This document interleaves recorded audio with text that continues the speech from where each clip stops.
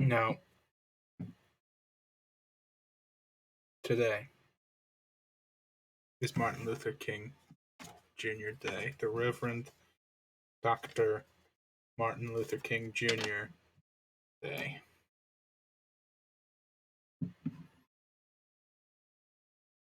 Let's see.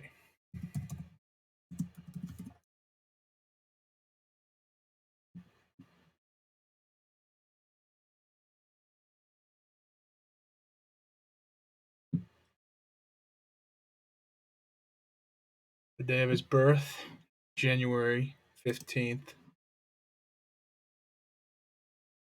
is Martin Luther King Jr. Day.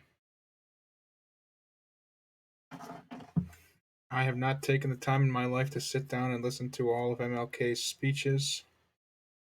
Today I will not be listening to all of them, but you can listen to some of them.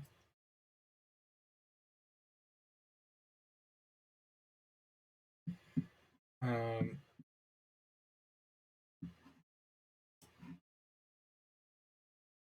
Let me test that and make sure this can be heard.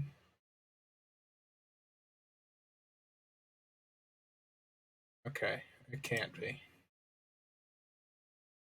This is a crazy idea, by the way. I'm gonna get. There's a good chance that this is gonna get me. I probably can't be sitting here commentating on this. That probably won't go over too well. This is a crazy idea. Nothing wrong with listening to these speeches. It's a good thing to do, really. But nowadays, you kind of have to fear retribution. I mean, back then, all days. Screen change my. Um,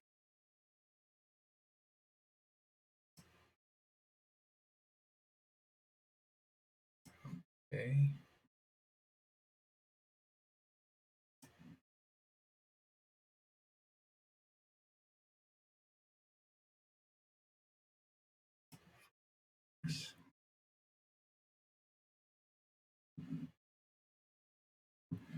That made the video go away.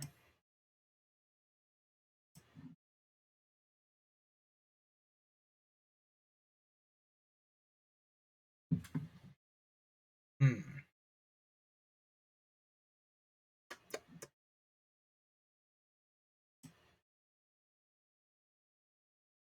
Now,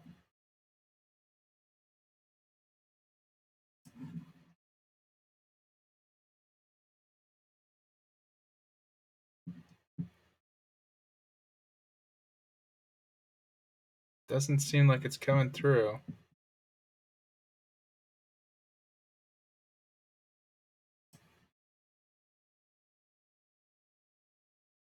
And brothers, in this first gathering of the National on New Politics,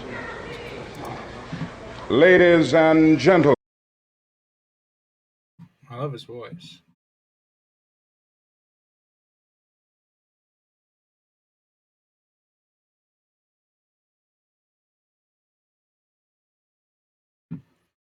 I'm just gonna sit here and listen for the most part because I don't think I have much to add. I think that he's probably got more to say about this stuff than I do. Um,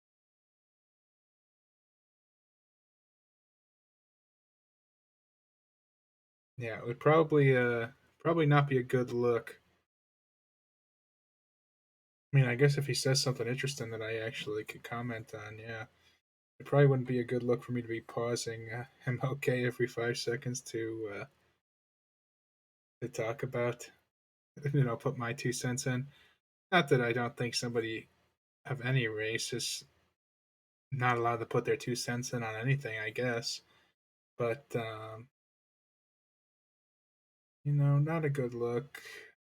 I guess maybe I'm scared. Maybe shouldn't care, but I don't know. It just doesn't seem right. And also, I probably got to switch. Well, let me see where my.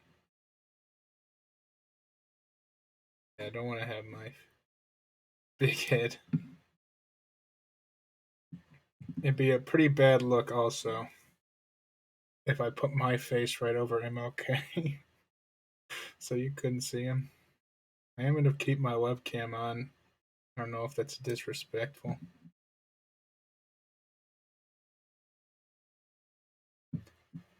But what?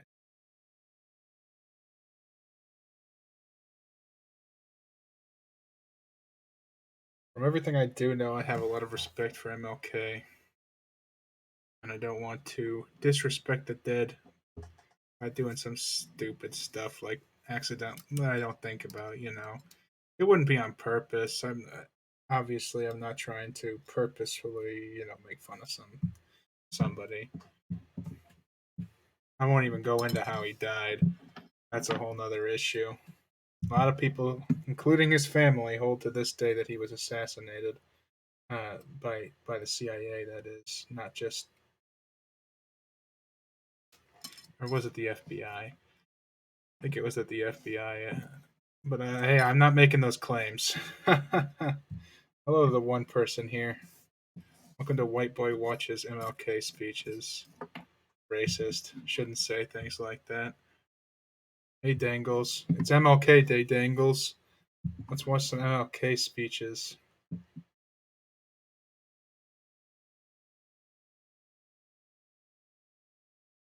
This one here is the three evils of society. Let's look into a little bit of context of this speech. I don't want to just jump right in. Now, according to the Martin Luther King Center for Nonviolent Social Change YouTube channel, Dr. Martin Luther King Jr.'s 1967 speech on the National Conference on New Politics in Chicago speaks about what he calls the triple evils: war, racism, and poverty. Well, it's MLK Day. I want to CIA.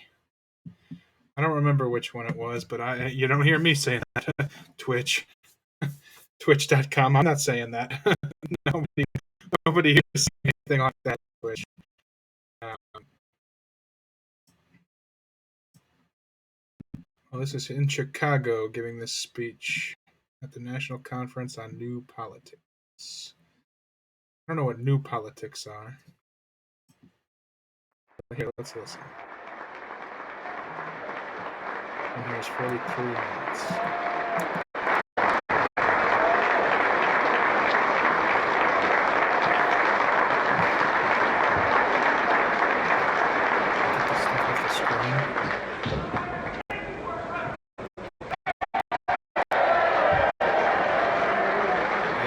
Probably would have made a good president. Mr. Chairman, friends and brothers in this first gathering of the National Conference on New Politics, ladies and gentlemen. Read, Dr. Dangles. Can you hear me in the back? I don't know if the Klan is in here tonight or not with all the trouble we're having with these microphones. Tell me if it's too loud or too quiet. And seldom, if ever, we're still working with it. As I was about to say, seldom, if ever, has such a diverse and truly ecumenical gathering convened under the aegis of politics in our nation. And I want to commend the leadership of the National Conference on New Politics for all of the great work that they have done in making this significant convention possible. Indeed, by our very nature, we affirm that something new is taking place on the American political horizon. We have come here from the dusty plantations of the Deep South, and the depressing ghettos of the North. We have come from the great universities and the flourishing suburbs. We have come from Appalachian poverty and from conscience-stricken wealth. But we have come. And we have come here because we shared a common concern for the moral health of our nation. We have come because our eyes have seen through the superficial glory and glitter of our society and observed the coming of judgment. Like the prophet of old, we have read the handwriting on the wall. We have seen our nation weighed in the balance of history and found wanting.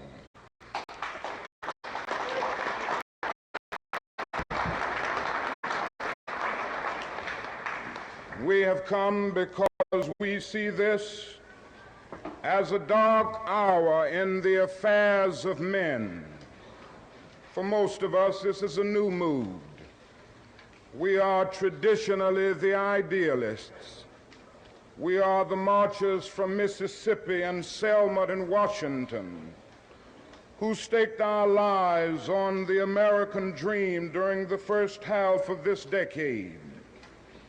Many assembled here campaigned assiduously for Lyndon Johnson in 1964 because we could not stand idly by and watch our nation contaminated by the 18th century policies of Goldwaterism.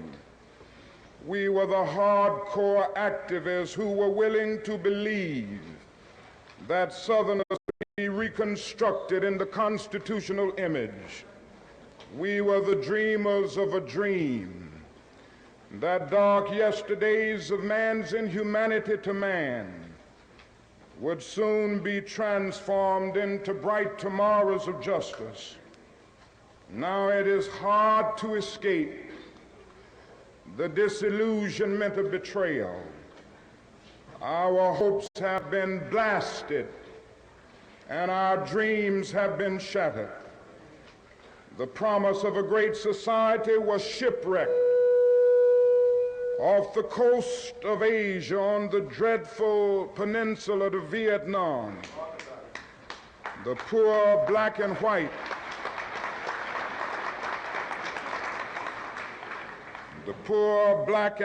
are still perishing on a lonely island of poverty in the midst of a vast ocean of material prosperity. What happens to a dream deferred? It leads to bewildering frustration and corroding bitterness. I came to see this in a personal experience here in Chicago last summer. And all the speaking that I have done in the United States before varied audiences, including some hostile whites, the only time that I have ever been booed was one night in our regular weekly mass meeting by some angry young men of our movement. I went home that night with an ugly feeling. Selfishly, I thought of my sufferings and sacrifices over the last 12 years. Why would they boo one so close to them?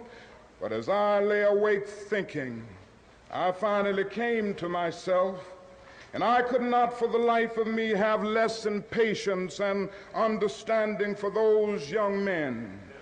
For 12 years, I and others like me had held out radiant promises of progress. I had preached to them about my dream. I had lectured to them about the not too distant day when they would have freedom, all here now. I had urged them to have faith in America and in white society. Their hopes had soared. They were now booing me because they felt that we were unable to deliver on our promises. They were booing because we had urged them to have faith in people who had too often proved to be unfaithful. They were now hostile because they were watching the dream that they had so readily accepted turn into a frustrating nightmare. This situation is all the more ominous in view of the rising expectations of men the world over. The deep rumblings that we hear today, the rumbling of discontent, is the thunder of disinherited masses rising from dungeons of oppression to the bright hills of freedom. All over the world, like a fever, freedom is spreading in the widest liberation movement in history. The great masses of people are determined to end the exploitation of their races and lands. And in one majestic chorus, they are singing in the words of our freedom song, "Ain't gonna let nobody turn us around."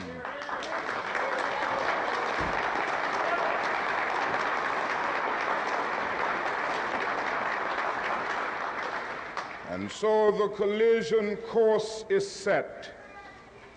The people cry for freedom, and the Congress attempts to legislate repression. Millions, yes, billions, are appropriated for mass murder, but the most meager pittance of foreign aid for international development is crushed in the surge of reaction. Unemployment rages at a major depression level in the black ghettos, but the bipartisan response is an anti-riot bill rather than a serious poverty program.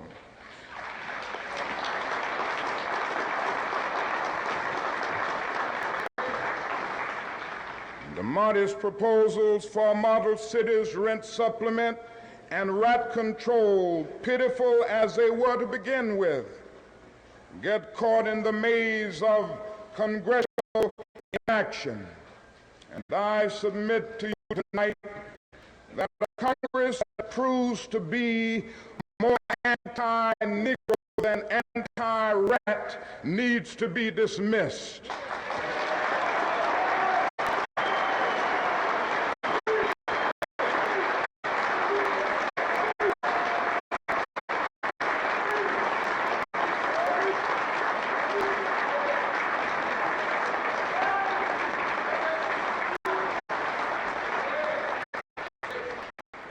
It seems that our legislative assemblies have adopted Nero as their patron saint and are bent on fiddling while our cities burn.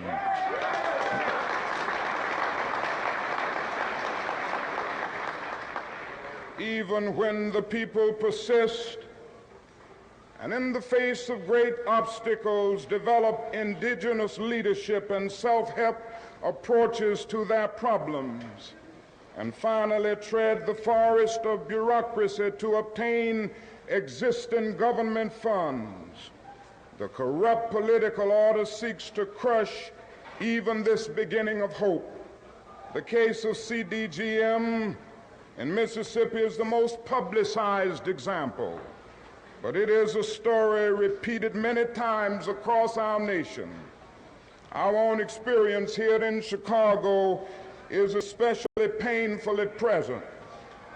After an enthusiastic approval by HEW's Department of Adult Education, SCLC began an adult literacy project to aid 1,000 young men and women who have been pushed out of overcrowded ghetto schools in obtaining basically literacy skills prerequisite to receiving jobs.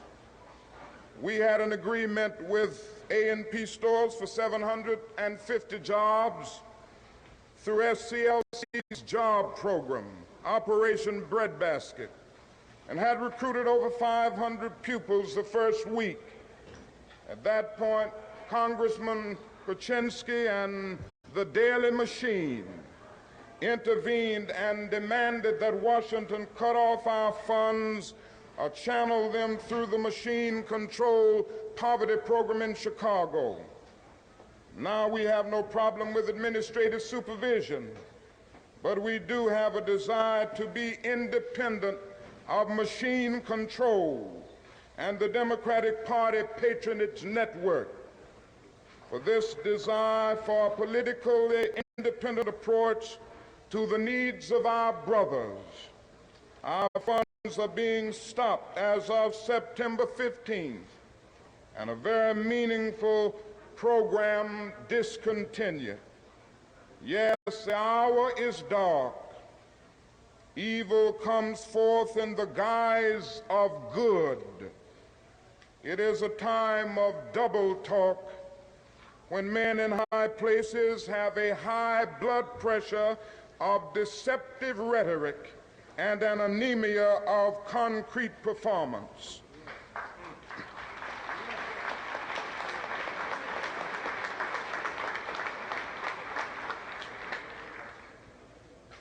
We crowd against welfare handouts to the poor, but generously approve an oil depletion allowance to make the rich richer. 6 Mississippi plantations receive more than $1 million a year not to plant cotton, but no provision is made to feed the tenant farmer who is put out of work by the government subsidy.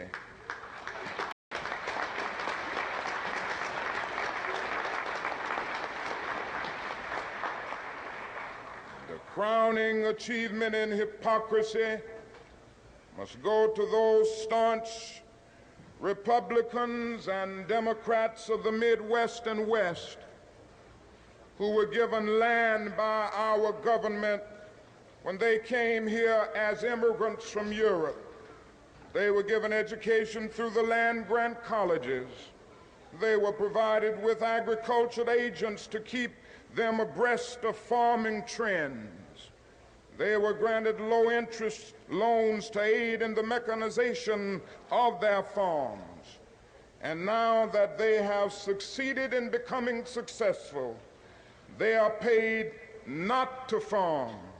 And these are the same people who now say to black people whose ancestors were brought to this country in chains and who were emancipated in 1863 without being given land to cultivate or bread to eat, that they must pull themselves up by their own bootstraps.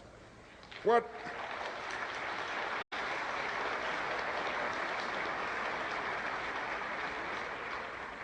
they truly advocate is socialism for the rich and capitalism for the poor.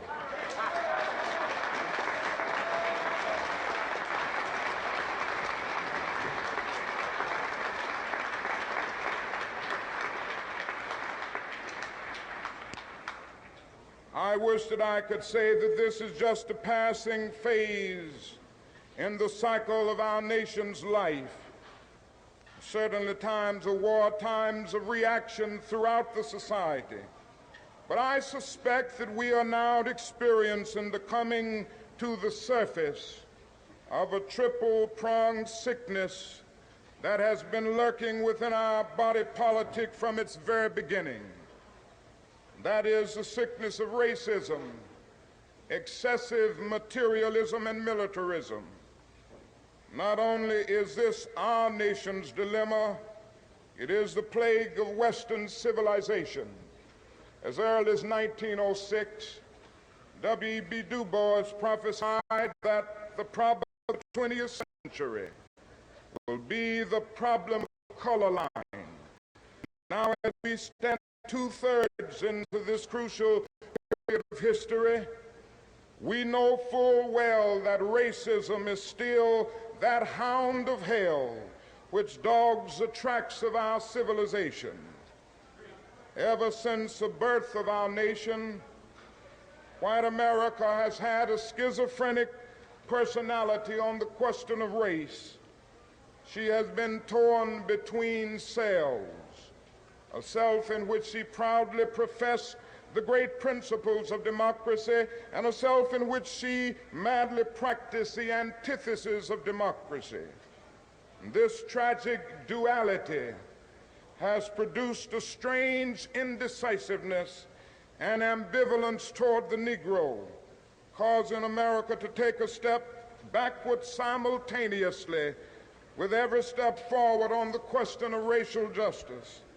To be at once attracted to the Negro and repelled by him, to love and to hate him.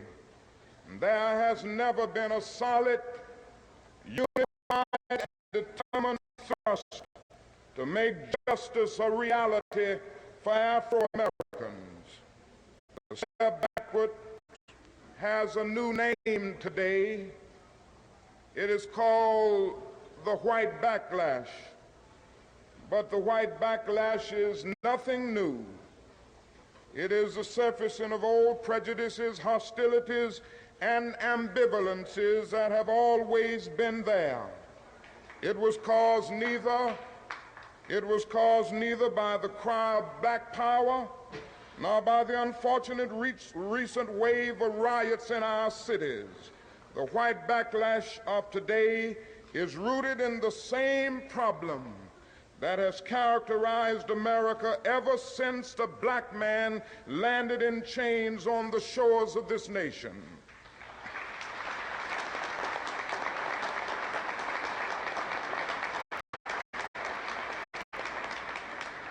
This does not imply that all white Americans are racist. Far from it. Many white people have, through a deep moral compulsion, fought long and hard for racial justice. Nor I'm going to pause it here for a moment because that phrase "white backlash," he used it.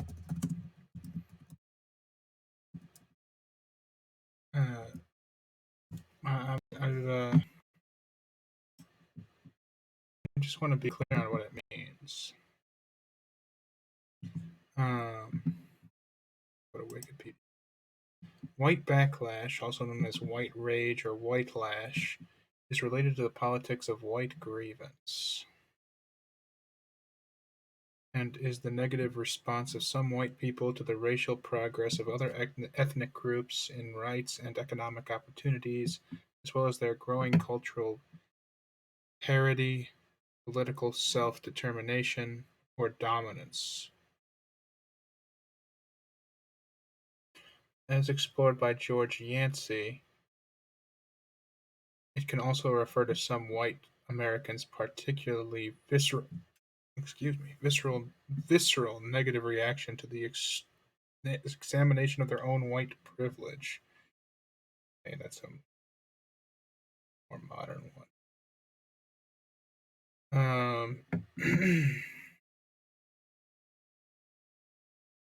So,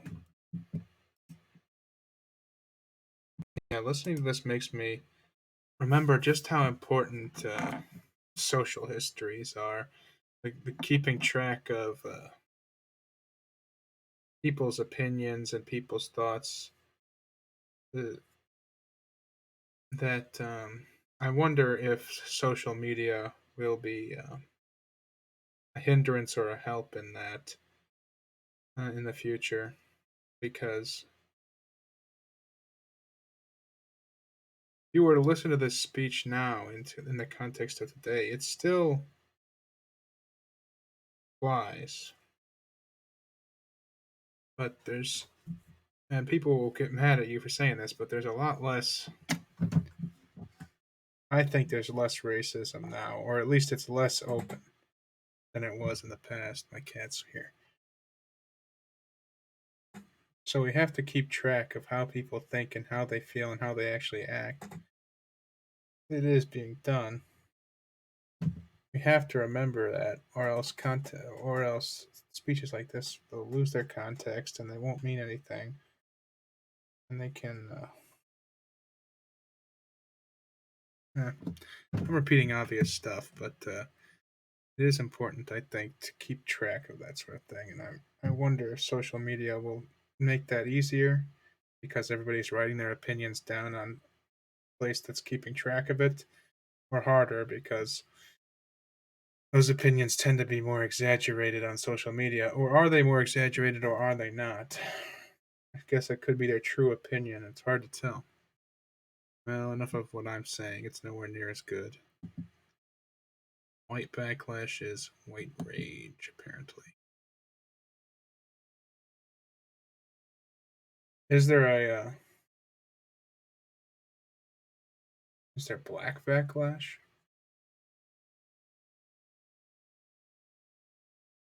As things move away from the 20th century, I think we're going to have to rename some of these sociological terms like white whiplash, white backlash.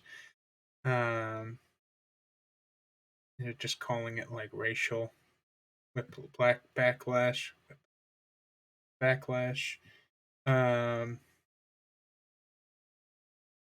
because I really do think that, and people will disagree. They say you can't be racist towards white people, or the definition of racism is privilege plus power. But I disagree with that. I don't think that's a very good definition of racism. I think that racism is still around, it still exists, but it's kind of getting even more insidious in that it's splitting off. A lot of people will point to white racism as a thing and say, "Oh, white racism, you know, this race being racist towards white people is now a thing." I think to some small degree that does happen. I don't think on any real like meaningful level that's occurring. I don't know. I'm not an expert on any of this stuff. So don't say that my opinion on this is basically meaningless. Just giving it here because why not? Um, I don't think that it's really happening to any major degree. Not that I've seen, at least, anyway. The concept of privilege definitely exists, and every single person on the planet has some amount of privilege, um, whatever their race. In some setting, you're more privileged than other. It definitely occurs. And in the setting of, a lot of settings in America, being white is easier, it seems. But that's not to say that there aren't people who are genuinely racist towards white people, mostly online, I'm sure. So I think that we're going to have to change these terms, um, or else risk not being very, or else risk helping racism. Racism is never good towards any race. I think that at the time, white backlash was a good word for it, but I don't think it's a very good one now. Unless it is white people, I guess, who's doing it, then I guess it's fine. I don't know. It, let's listen to the speech. I talked for long enough.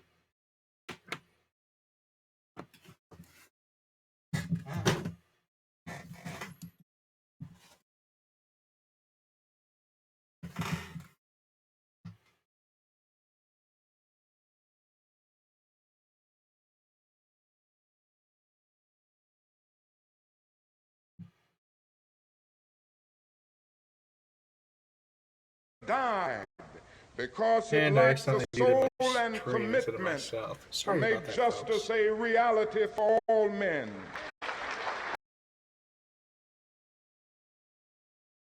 Can well be part of a futurism is just an occasional departure, that the dominant ideology in our country to refute the idea that the dominant ideology in our country even today is freedom and equality, while racism is just an occasional departure from the norm on the part of a few bigoted extremists.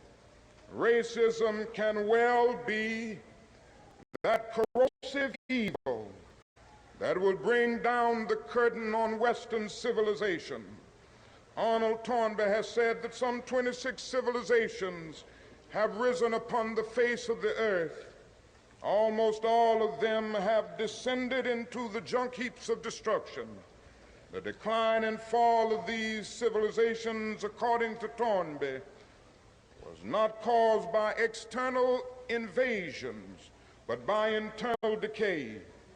They failed to respond creatively to the challenges impinging upon them.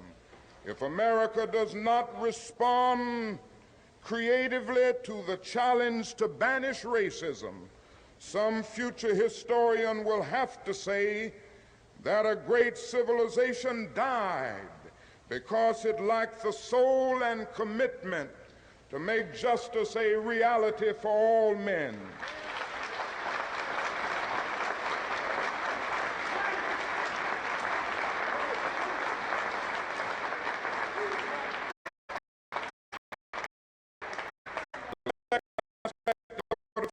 Society became materialism. An Asian writer has phrased our dilemma in candid terms. He says, you call your 1,000 material devices labor-saving machinery, yet you are forever busy with the multiplying of your machinery. You grow increasingly fatigued, anxious, nervous, dissatisfied. Whatever you have, you want more. Wherever you are, you want to go somewhere else. Your devices are neither time-saving nor soul-saving machinery. There are so many sharp spurs which urge you on to invent more machinery and to do more business. This tells us something about our civilization that cannot be cast aside as a prejudiced charge by an Eastern thinker who is jealous of Western prosperity.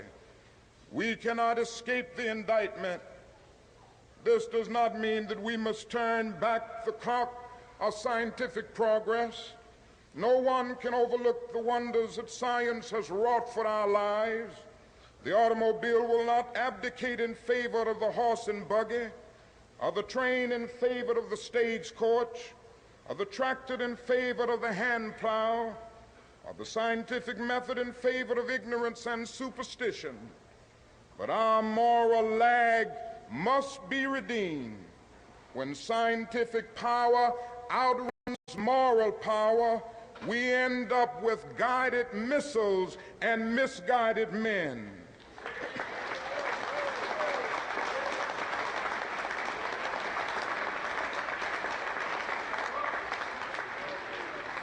When we foolishly maximize the minimum and minimize the maximum, we sign the warrant for our own day of doom. It is this moral lag in our thing-oriented society that blinds us to the human realities around us and encourages us in the greed and exploitation which create the sector of poverty in the midst of wealth. Again, we have deluded ourselves into believing the myth that capitalism grew and prospered out of the Protestant ethic of hard work and sacrifice. The fact is that capitalism was built on the exploitation and suffering of black slaves.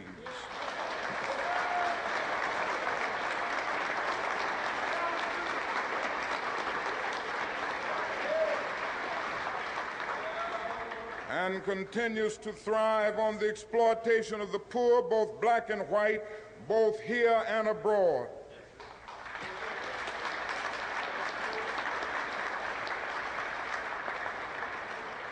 If Negroes and poor whites do not participate in the free flow of wealth within our economy, they will forever be poor, giving their energy, their talents, and their limited funds to the consumer market, but reaping few benefits and services in return. The way to end poverty is to end the exploitation of the poor, ensure them a fair share of the government services and the nation's resources. I proposed recently that a national agency be established to provide employment for everyone needing it. Nothing is more socially inexcusable than unemployment in this age. In the 30s, when the nation was bankrupt, it instituted such an agency, the WPA. In the present conditions of a nation glutted with resources, it is barbarous to condemn people desiring work to soul-sapping inactivity and poverty. I'm convinced that even this one massive act of concern would do more than all the state police and armies of the nation to quell riots and still hatreds. The tragedy is that our materialistic culture does not possess the statesmanship necessary to do it. Victor Hugo could have been thinking of 20th century America when he wrote, "There's always more misery among the lower classes than there is humanity in the higher classes."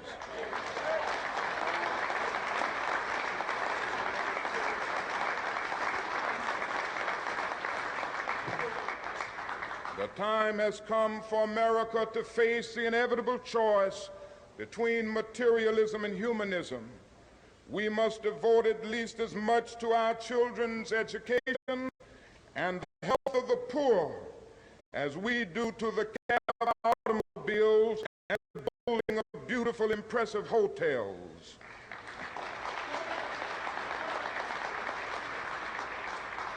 We must also realize that the problems of racial injustice and economic injustice cannot be solved without a radical redistribution of political and economic power.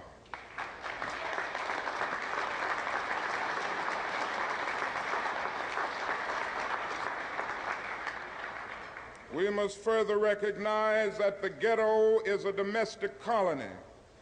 Black people must develop programs that will aid in the transfer of power and wealth into the hands of residents of the ghetto so that they may in reality control their own destinies.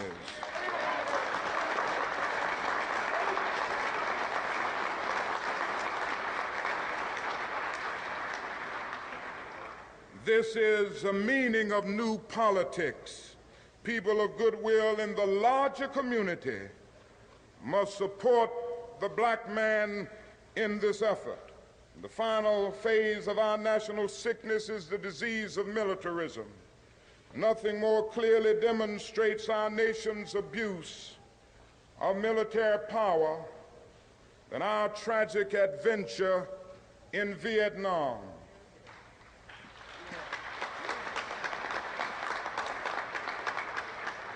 This war has played havoc with the destiny of the entire world.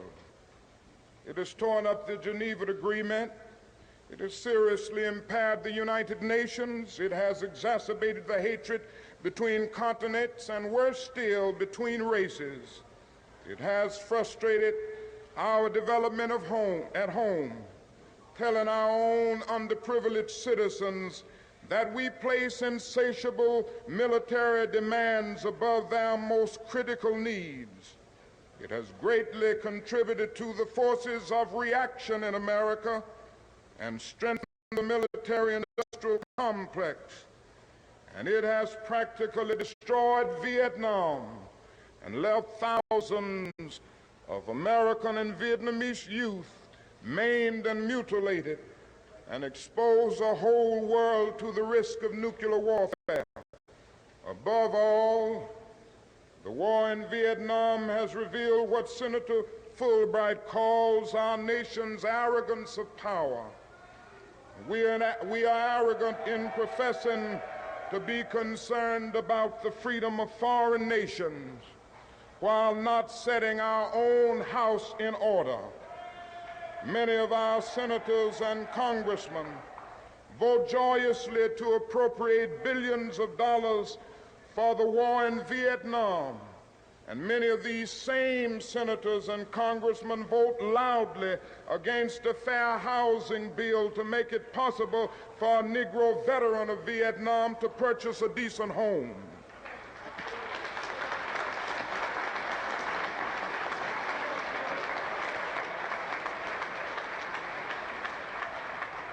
We arm Negro soldiers to kill on foreign battlefields, but offer little protection for their relatives from beatings and killings in our own South.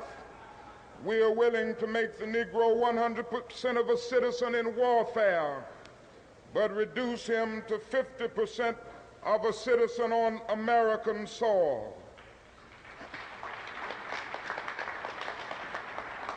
No war in our nation's history has ever been so violative of our conscience, our national interests, and so destructive of our moral standing before the world. No enemy has ever been able to cause such damage to us as we inflict upon ourselves. The inexorable decay of our urban centers has flared into terrifying domestic conflict as the pursuit of foreign war absorbs our wealth and energy. Squalor and poverty scar our cities as our military might destroys cities in a far-off land to support oligarchy to intervene in domestic conflict. The president who cherishes consensus for peace has intensified the war. In answer to a cry to stop the war, it has brought tauntingly to 1 minute's flying time from China, to a moment before the midnight of world conflagration.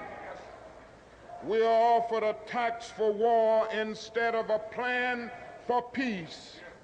Men of reason should no longer debate the merits of war or means of financing war.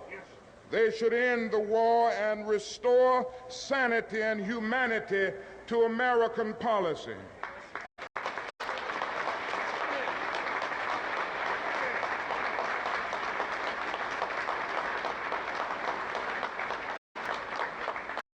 And if the will of the people continues to be unheeded, all men of goodwill must create a situation in which the 1967-68 elections are made a referendum on the war.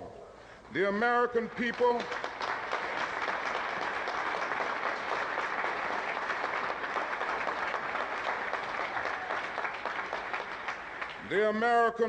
must have an opportunity to vote into oblivion those who cannot detach themselves from militarism, and those who lead us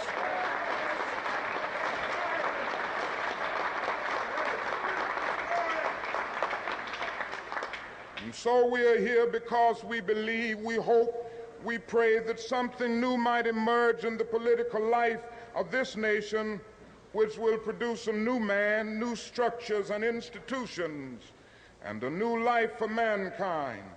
I am convinced that this new life will not emerge until our nation undergoes a radical revolution of values.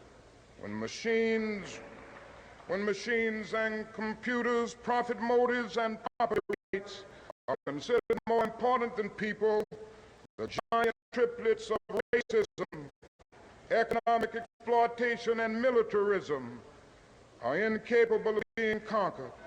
A civilization can flounder as readily in the face of moral bankruptcy as it can through financial bankruptcy. A true revolution of values will soon cause us to question the fairness and justice of many of our past and present policies. We are called to play the Good Samaritans on life's roadside, but that will only be an initial act. One day the whole Jericho road must be transformed so that men and women will not be beaten and robbed as they make their journey through life. True compassion is more than flinging a coin to a beggar. It understands that an edifice which produces beggars needs restructuring.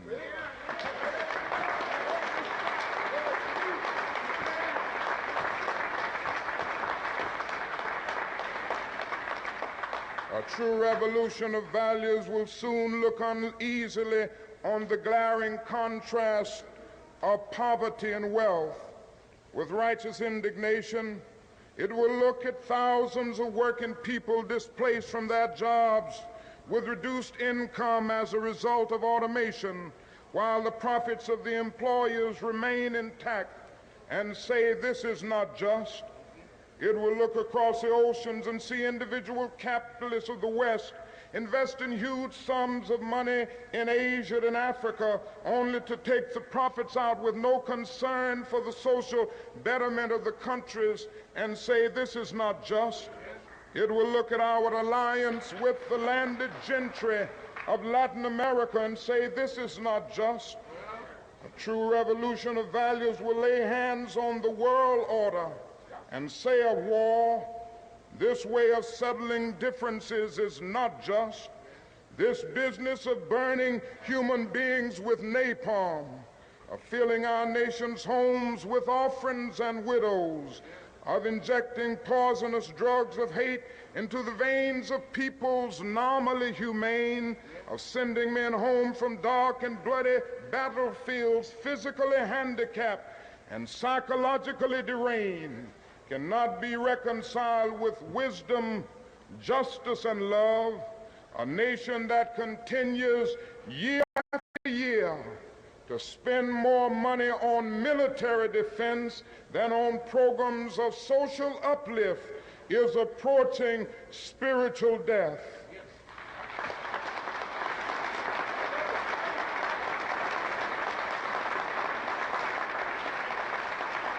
Definitely true. So what we must all see is that these are revolutionary times. All over the globe, men are revolting against old systems of exploitation, and out of the wounds of a frail world, new systems of justice and equality are being born. The shirtless and barefoot people of the earth are rising up as never before. The people who sat in darkness have seen a great light. We in the West must support these revolutions. It is a sad fact that because of comfort, complacency, a morbid fear of communism, and our proneness to adjust to injustice, the Western nations that initiated so much of the revolutionary spirit of the modern world have now become the arch anti-revolutionaries. This has driven many to feel that only Marxism has the revolutionary spirit. Communism is a judgment.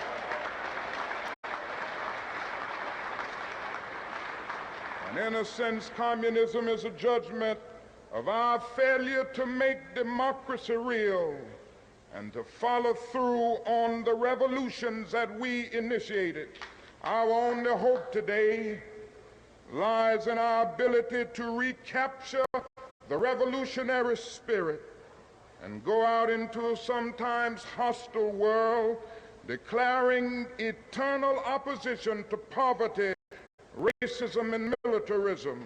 With this powerful commitment, we shall boldly challenge the status quo and unjust mores, and thereby speed the day when every valley shall be exalted, and every mountain and hill shall be made low, and the crooked places shall be made straight, and the rough places plain. May I say in conclusion that there is a need now more than ever before for men and women in our nation to be creatively maladjusted. Mr. Davis said,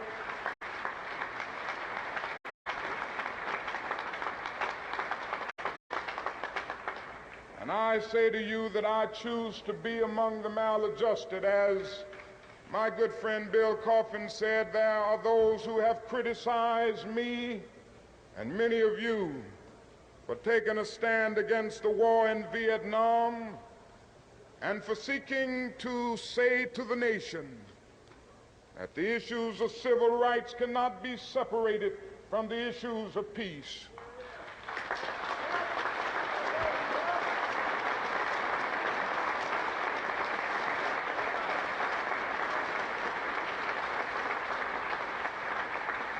I want to say to you tonight that I intend to keep these issues mixed because they are mixed.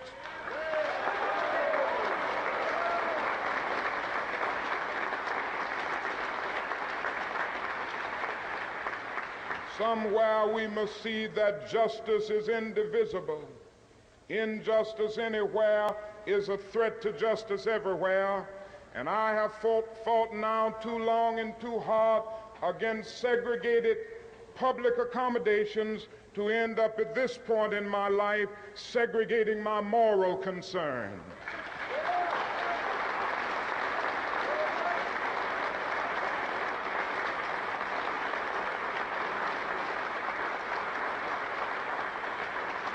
And so let us stand in this convention knowing that on some positions, cowardice asks the question, is it safe?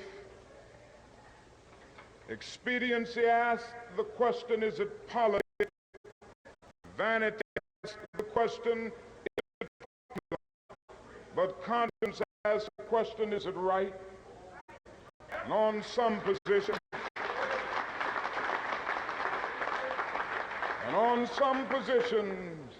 it is necessary for the moral individual to take a stand that is neither safe, nor politic, nor popular, but he must do it because it is right.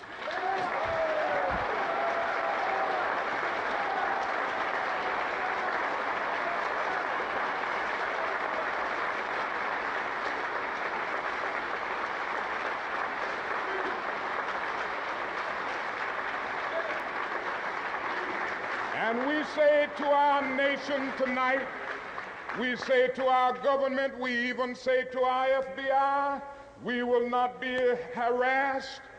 We will not make a butchery of our conscience. We will not be intimidated, and we will be heard.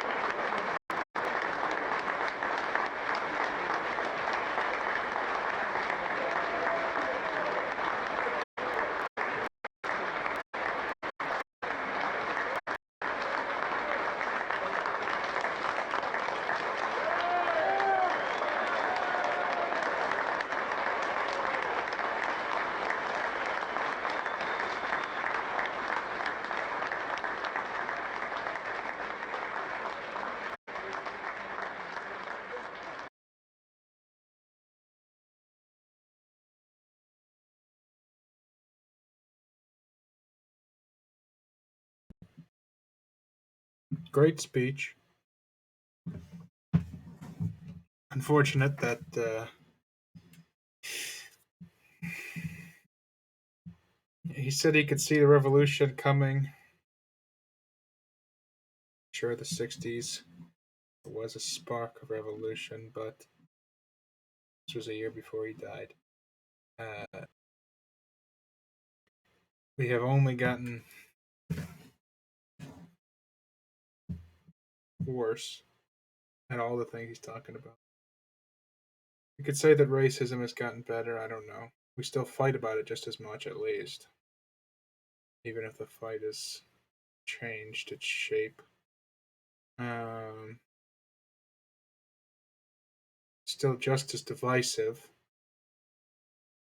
even if the divisions are in different places than they used to be.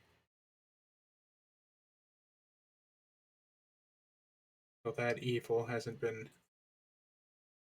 exterminated.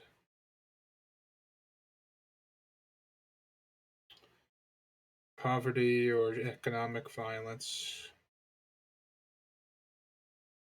much worse. Much, much worse, it seems. Uh, I'm not a master at the economy, but from my understanding, the rich have only. Oh, what's wrong, Kitty? The rich have only gotten richer, and the poor are becoming more and more numerous. Um, and the middle class is getting poorer. Um,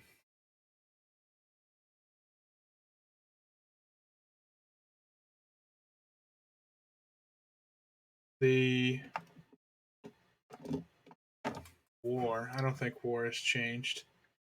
In America, I think that the multiple wars in the Middle East have been handled just as poorly as Vietnam was, if not more poorly. Now, again, I'm no expert. I'm basing that off of what little I know about them. But it seems as though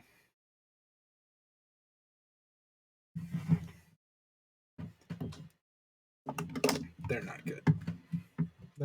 They weren't a very good idea to do in the first place, like Vietnam. I guess specifically the one Iraq is what I mean, but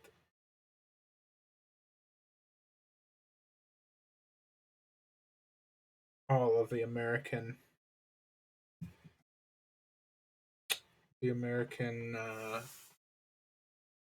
presence in the Middle East, which you can call extended warfare or colonialist violence.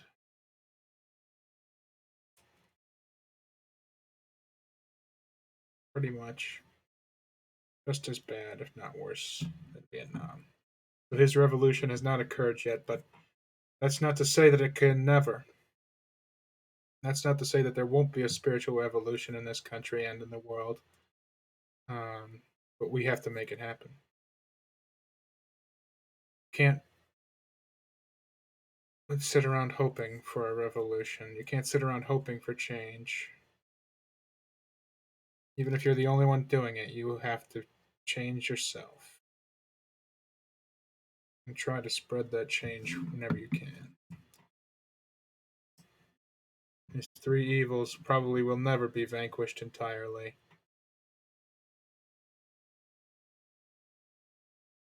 but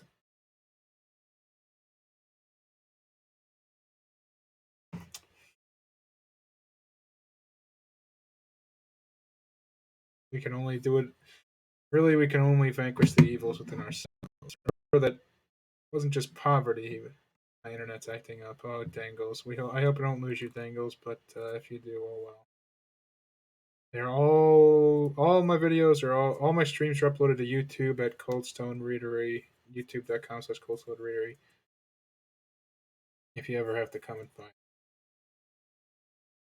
But also, you should look up Martin Luther King Jr. Here on YouTube, Martin Luther King Jr. Center for Nonviolent Social Change has all of Martin Luther King Jr.'s speeches here uploaded into a one. I doubt all of them, but the recorded, quite a few of the recorded ones, if not all of them. I couldn't tell you. Uh, right here. I'm not going to listen to all of them tonight, but let's get this. Let's listen to his. Oh, this is a sad one. Eulogy for Young Victim. This is off Nicholas Flyer's YouTube channel. Let's listen to this one. Quite sad. These children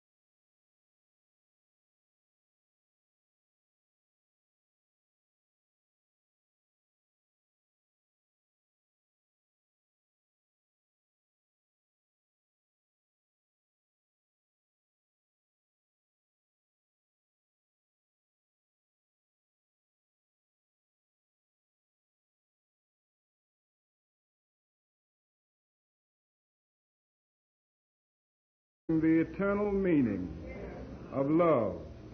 This stands out as a beautiful, beautiful thing for all generations. Shakespeare had Horatio to say some beautiful words as he stood over the dead body of Hamlet. And today, as I stand over the remains of these beautiful, darling girls, I paraphrase the words of Shakespeare. Good night, sweet princesses. Good night, those who symbolize a new day, and may the flight of angels take thee to thy eternal rest. God.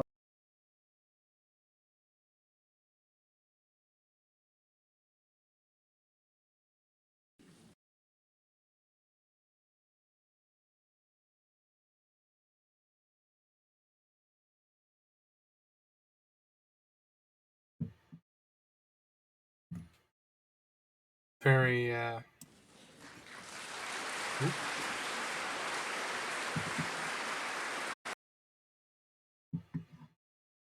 want to listen to his Nobel Prize Peace Acceptance speech?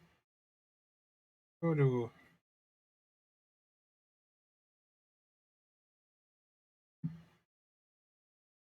this one interests me. Why Jesus called a man a fool. Mount Pisgah Missionary Baptist Church, Chicago, Illinois. Maybe I'll listen to that one, and then What's Your Life's Blueprint? Listen to a couple more here for MLK Day. I like listening to MLK. Hello to the second person. If that's Mr. Beast again. Hello again, Mr. Beast.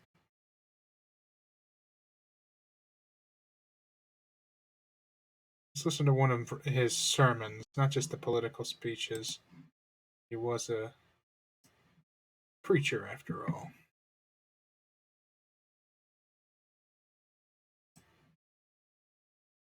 Let's listen to Reverend Doctor's sermon. Called a man a fool. I want to share with you a dramatic little story from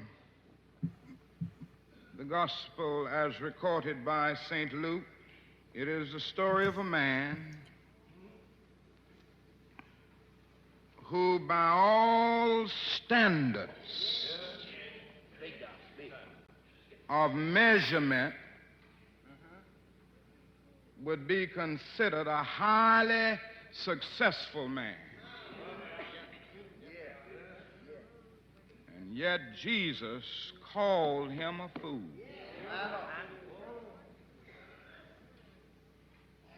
If you will read that parable, you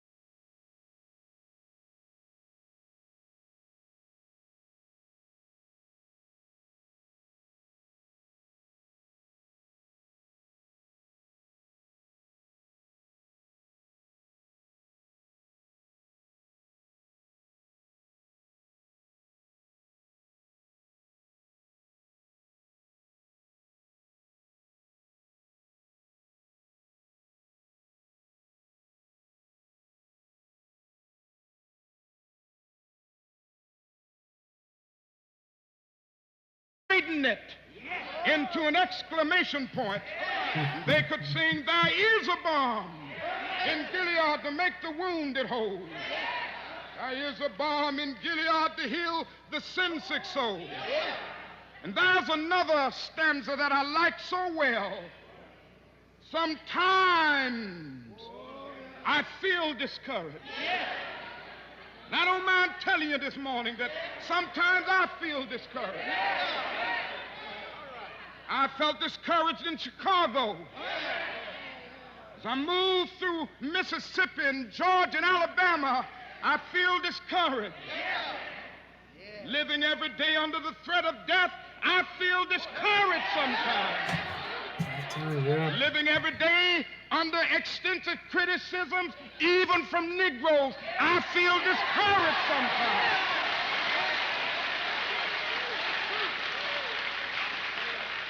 Yes, sometimes I feel discouraged and feel my works in vain.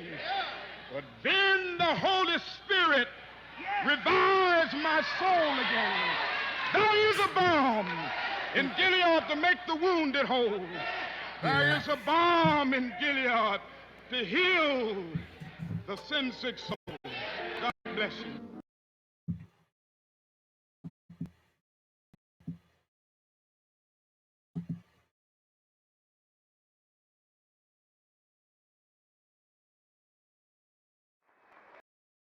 Felt like I was really there in that church.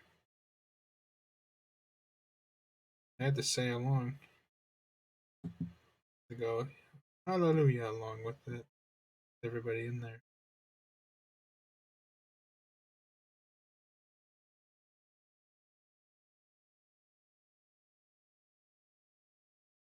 Let's listen to another one. What is your life's blue?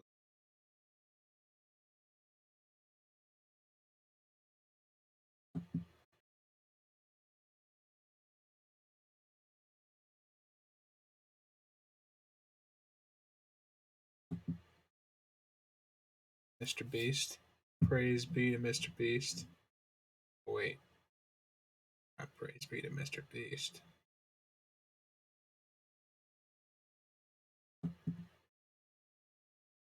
Remember, don't send death threats to people.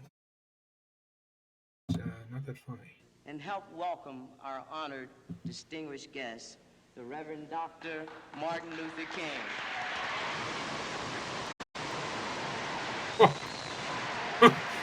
Listen to the sound of that clapping. That was like a wave. Oh my goodness gracious.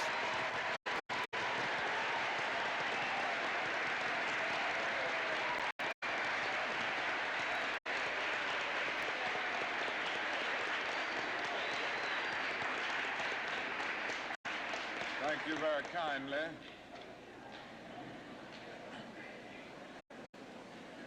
Principal Fornese, Mr. Williams, members of the faculty and members of the student body of Barrett Junior High School, ladies and gentlemen.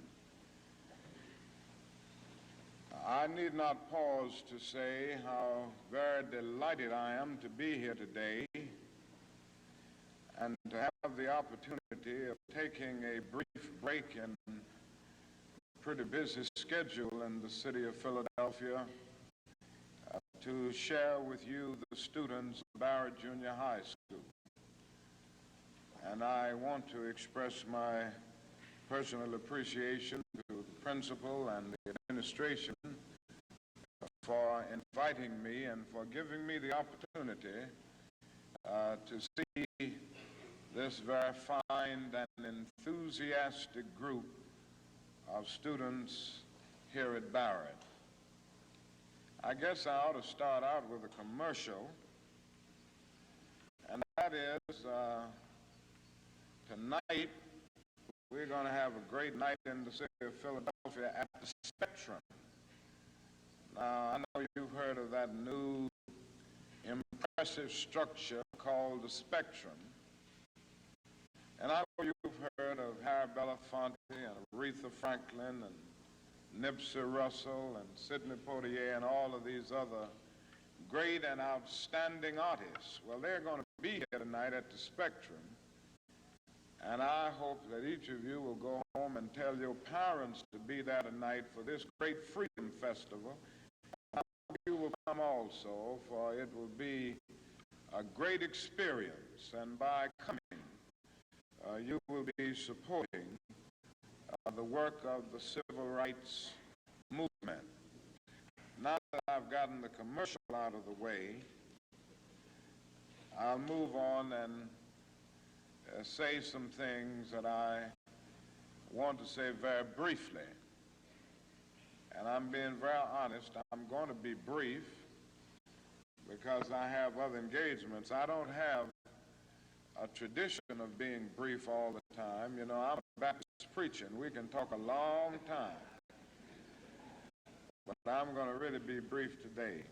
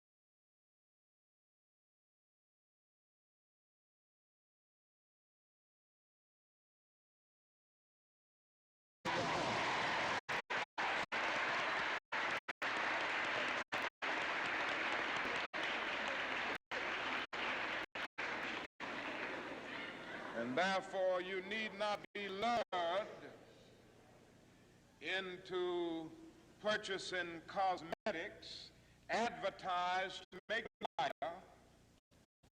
Neither do you need to process your hair to make it appear straight. I have good hair, and it is as good as anybody else's hair in the world, and we've got to leave that.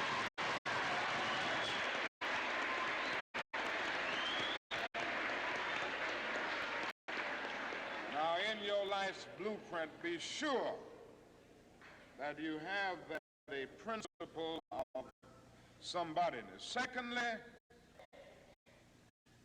in your life's blueprint, you must have as a basic principle the determination to achieve excellence in your various fields of endeavor. You're going to be deciding as the days and the years unfold what you will do in life, what your life's work will be. Once you discover what it will be, set out to do it, and to do it well. And I say to you, my young friends, that doors are opening to each of you. Doors of opportunity are opening to each of you that were not open to your mothers and to your fathers. And the great challenge facing you is to be ready to enter these doors as they open. Ralph Waldo Emerson, the great essayist, said in a lecture back in 1871 that if a man can write a better book or preach a better sermon or make a better mousetrap than his neighbor, even if he builds his house in the woods, the world will make a beaten path to his door. That hasn't always been true, but it will become increasingly true. And so I would urge you to study hard, to burn the midnight oil. I would say to you, don't drop out of school, and I understand all of the sociological reasons why we often drop out of school. But I urge you, in spite of your economic plight, in spite of the situation that you are forced to live sort of with intolerable conditions, stay in school. And when you discover what you're going to be in life, set out to do it as if God Almighty called you at this particular moment in history to do it.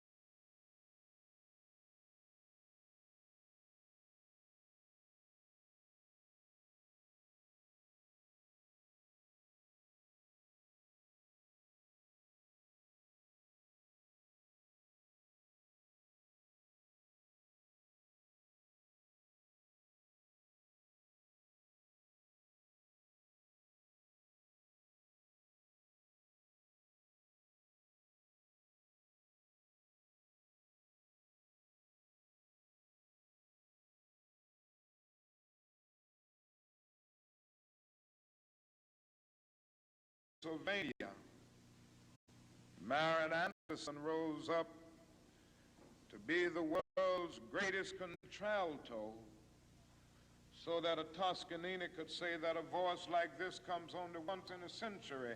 And Sibelius of Finland could say, my roof is too low for such a voice, from the red hills of Gordon County, Georgia. And the arms of a mother who could neither read nor write, Roland Hayes rose up to be one of the world's great singers and carried his melodious voice into the palaces and mansions of kings and queens. From crippling circumstances, there came a George Washington Carver to carve for himself an imperishable niche in the annals of science. There was a star in the diplomatic sky, and then came Ralph Bunce, the grandson of a slave preacher, and he reached up and grabbed it and allowed it to shine in his life with all of its scintillating beauty. There was a star in the athletic sky. Then came Jackie Robinson in his day and Willie Mays in his day with their powerful bats and their calm spirits. Then came Jesse Owens with his fleet and dashing feet. Then came Joe Louis and Muhammad Ali with their educated fists. All of them came to tell us that we can be somebody, and to justify the conviction of the poet, fleecy locks and black complexion cannot forfeit nature's claim. Skin may differ, but affection dwells in black and white the same. And if I were so tall as to reach the pole, or to grasp the ocean at a span, I must be measured by my soul. The mind is the standard of the man. And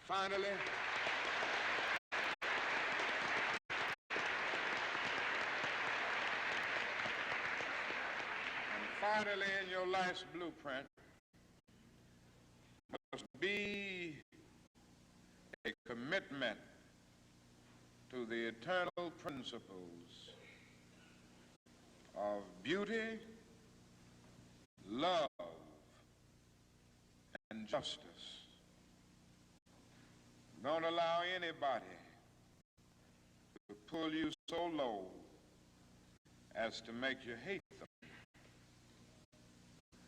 Don't allow anybody to cause you to lose your self-respect to the point that you do not struggle for justice.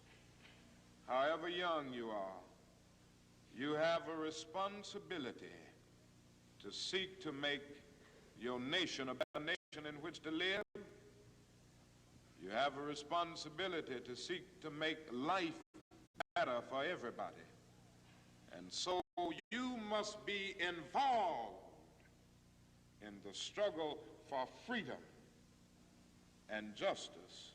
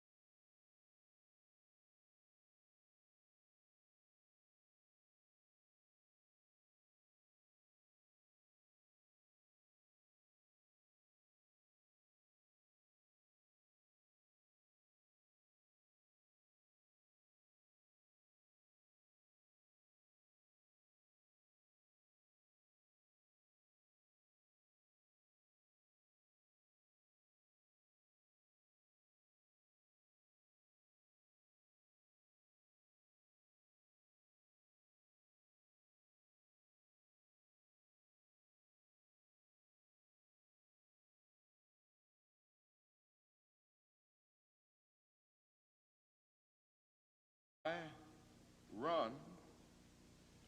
If you can't run, walk. If you can't walk, crawl, but by all means, keep moving.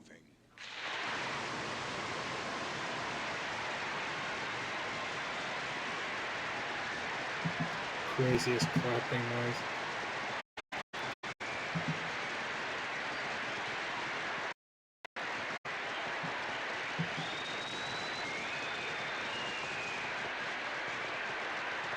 White guys clapping for him.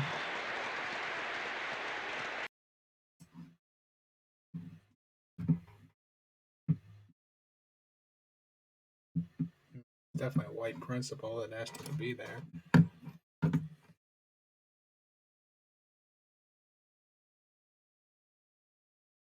That's good, Dangles.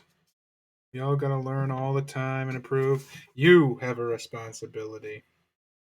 Each and every one of us does. Can't sit around thinking about all the problems in the world. I could listen to him all day too, but I'm not going to. He is a great speaker. We listened to quite a few of his. We didn't listen to his most famous stuff because everybody's heard "He on a Mountain." Everybody's heard heard or read the letter Montgomery Jail or Birmingham. What was it? Montgomery Jail, Birmingham Jail. One of them. His letter from jail, Birmingham Jail, I think. Uh, everybody's heard or read those. So I listened to some more of his deep cuts, we could call it.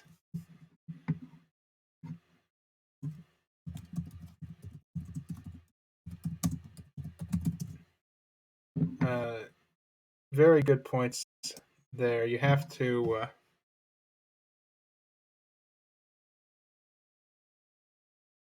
never listened to his speeches before.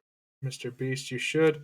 They're all, or I don't know about all, but there's a big playlist of them on YouTube that I was just listening from.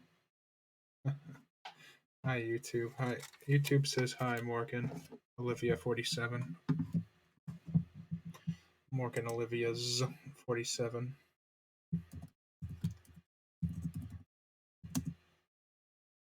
Um, very good points, like Mr. Beast said there.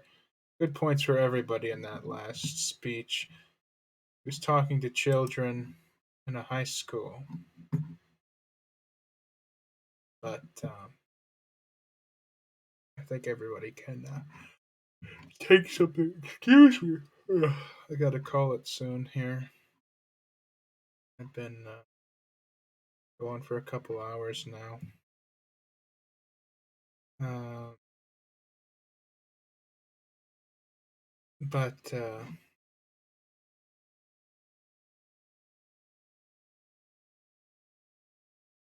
let's end this off with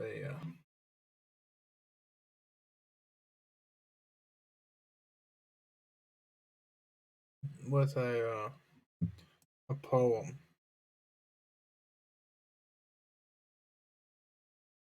Automod.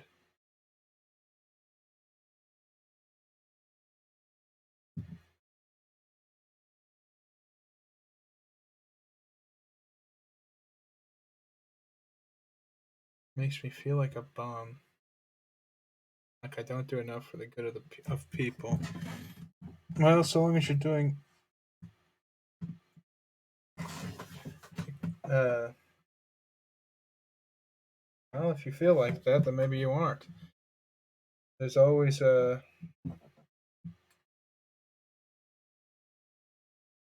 mean, people don't like to think about the amount of time that they spend completely selfishly. Yeah, you got checked. The auto moderator said you didn't want the word bum. They said it was sexual. Um, that's the chair, I swear. Petting my cat. People don't think about the amount of time that they spend completely selfishly. Um, if you add it all up, think about what you could be doing with that time.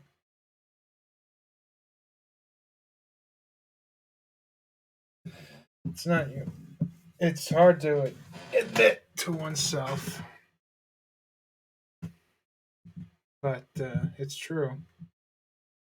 If you're just sitting there, I mean, you got to relax. I'm not saying people shouldn't relax, but you know, all the time, every day. I'm not saying you do that, Mr. Beast. Of course, Mr. Beast. Of course, you do enough for the people since you go to feed starving African children and cure the blind. There's a bounce that you have to reach. Because if you're not doing, I'm tired too, Mr. Beast. I gotta get off here pretty soon. Mr. Beast, I understand why you'd be so tired, Mr. Beast. You probably just got done shooting a video ending world hunger or something. But oh yeah, I said I was going to end it with a poem. I don't know which poems of his are in the public domain, but none of these speeches have been either. So I'm either going to get got or I'm not going to get got on this one. Whatever. Who cares? Um, let's just read Mother to Son. Well, he just read the poem. Why would I read when he just read? Let's read Winter Moon, because there's a winter moon out tonight. Very short one here. Winter Moon by Langston Hughes. How thin and sharp is the moon tonight. How thin and sharp and ghostly white is the slim curved crook of the moon tonight. Look outside.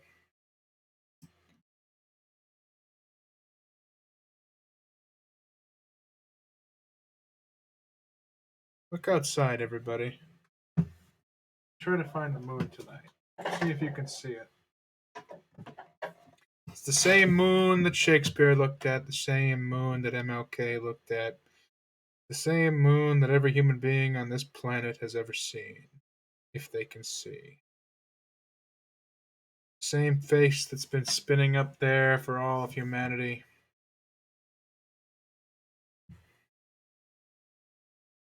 That moon looks down on all of us, and I certainly doubt if it thinks, look, look, the white ones are better than the black ones, or the black ones are better than the white ones. The cold face of the moon. Same. All right, everybody. Have a good night. Stay warm on this cold winter's night. It's been an honor. Night, one and all.